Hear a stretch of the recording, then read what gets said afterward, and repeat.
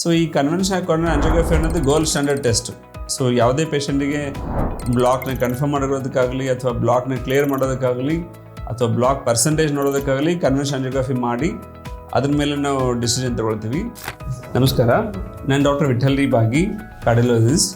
ಟ್ಯೂಬನ್ನು ಕೈಯಲ್ಲಿ ಅಥವಾ ಕಾಲಲ್ಲಿ ಆರ್ಟ್ರಿ ಮುಖಾಂತರ ಒಂದು ಲೋಕಲ್ ಅನಸ್ತೇಷಿಯಲ್ಲಿ ಕೊಟ್ಟು ಆ ಟ್ಯೂಬ್ನ ಇನ್ಸರ್ಟ್ ಮಾಡ್ತೀವಿ. ಅದು ಎಕ್ಸ್ರೇ ಗೈಡೆನ್ಸಲ್ಲಿ ನಮಗೆ ಆ ಟ್ಯೂಬ್ ಎಲ್ಲಿ ಹೋಗುತ್ತೆ ಅಂತ ಎಕ್ಸಾಕ್ಟ್ಲಿ ಗೊತ್ತಾಗುತ್ತೆ. ಅದು ಕೈಯಿಂದನೂ ಹಾರ್ಟ್ ತನಕ ಹೋಗ್ಬೋದು ಅಥವಾ ಕಾಲಿಂದನೂ ಹಾರ್ಟ್ ತನಕ ಹೋಗ್ಬೋದು.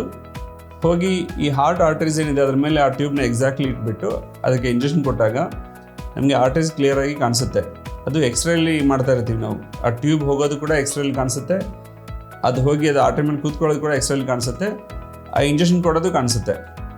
ಯಾರಿಗೆ ಹಾರ್ಟ್ ಅಟ್ಯಾಕ್ ಆಗಿ ಬಂದಿರ್ತಾರೋ ಅವರಿಗೆ ಬ್ಲಾಕ್ 100% ಇರೋದ್ರಿಂದ ಆ ಟ್ಯೂಬ್ನ ತೆಗೆದುಬಿಟ್ಟು ಮತ್ತೆ ಹಾಕಿ ಆ ಥರ ಡಿಲೇ ಮಾಡೋ ಬದಲಿಗೆ ಅದೇ ಟ್ಯೂಬ್ ಮುಖಾಂತರನೇ ಒಂದು ವೈರ್ ಹಾಕಿಬಿಟ್ಟು ವೈರ್ ಮುಖಾಂತರ ಅದು ಬಲೂನಿಂದ ಬ್ಲಾಕ್ನ ಎಕ್ಸ್ಪಾಂಡ್ ಮಾಡಿ ಆಮೇಲೆ ಸ್ಟೆಂಟ್ ಹಾಕಿ ಬ್ಲಾಕ್ನ ಕ್ಲಿಯರ್ ಮಾಡಿದರೆ ಹಾರ್ಟಿಗೆ ಬ್ಲಡ್ ಸಪ್ಲೈ ಇಂಪ್ರೂವ್ಮೆಂಟ್ ಆಗುತ್ತೆ ಮತ್ತು ಹಾರ್ಟ್ ಫಂಕ್ಷನ್ ಇಂಪ್ರೂವ್ಮೆಂಟ್ ಆಗುತ್ತೆ, ಹಾರ್ಟ್ ಅಟ್ಯಾಕಿಂದ ಜೀವ ಉಳಿತದೆ.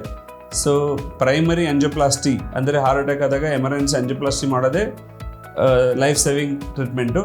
ಬಟ್ ಹಾರ್ಟ್ ಅಟ್ಯಾಕ್ ಆಗಿರೋದ್ರಿಂದ ಹಾರ್ಟ್ ಮಸಲ್ ಡ್ಯಾಮೇಜ್ ಆಗಿದ್ದರೆ ನಾವು ಆಂಜಿಯೋಪ್ಲಾಸ್ಟಿ ಮಾಡಿದರೂ ಕೂಡ ಕೆಲವು ಸಲ ಮಸಲ್ ಡ್ಯಾಮೇಜ್ ಆಗಿರೋದ್ರಿಂದ ಪೇಷಂಟ್ ಟ್ರೀಟ್ಮೆಂಟಿಗೆ ರೆಸ್ಪಾಂಡ್ ಮಾಡೋದಿಲ್ಲ.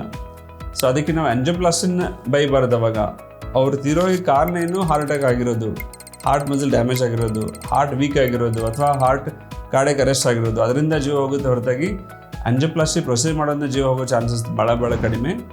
ಮತ್ತು ಆಂಜಿಯೋಪ್ಲಾಸ್ಟಿಯಿಂದ ಆಗೋ ಕಾಂಪ್ಲಿಕೇಶನ್ಸ್ ರೇಟ್ ತುಂಬ ಕಡಿಮೆ ಇದೆ. ಅಂದರೆ ನಾವು ಓಪನ್ ಹಾರ್ಟ್ ಸರ್ಜರಿಗಿಂತಲೂ ತುಂಬ ಕಡಿಮೆ ರಿಸ್ಕ್ ಇರುತ್ತೆ ಆಂಜಿಯೋಪ್ಲಾಸ್ಟಿ ಮಾಡುವಾಗ.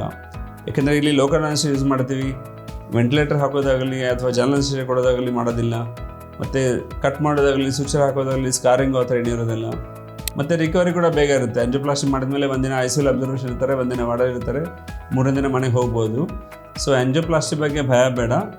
ಅದು ಮಾಡೋದ್ರಿಂದ ನಮಗೆ ಆ ಬ್ಲಾಕ್ ಎಷ್ಟು ಪರ್ಸೆಂಟೇಜ್ ಇದೆ, ಅದು ಯಾವ ಥರ ಬ್ಲಾಕ್ ಇದೆ, ಅದಕ್ಕೇನು ಟ್ರೀಟ್ಮೆಂಟ್ ಬೇಕು ಅಂತ ಗೊತ್ತಾಗುತ್ತೆ.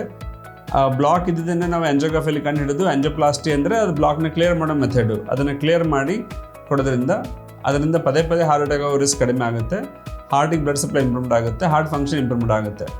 ಧನ್ಯವಾದಗಳು.